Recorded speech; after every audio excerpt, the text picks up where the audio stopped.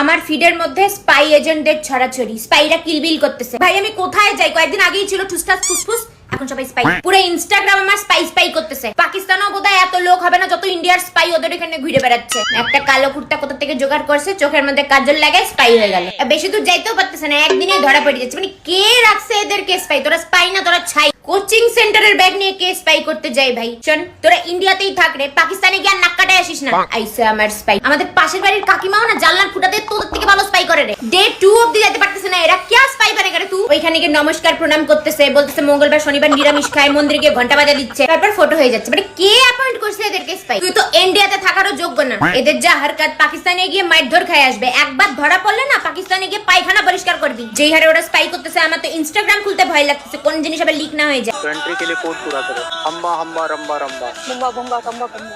বইন, এটা যদি দিদির কাছে যায় না, পাকিস্তান অব্দি যাইতে লাগবে না, তুই এইখানেই মরবি। পাকিস্তানেই চলে যা, এখন পাকিস্তানি সেফ তোর জন্য। আমি আশরিফা ফাতিমা হাশমি, আদাব জানাব, জয় শ্রীরাম।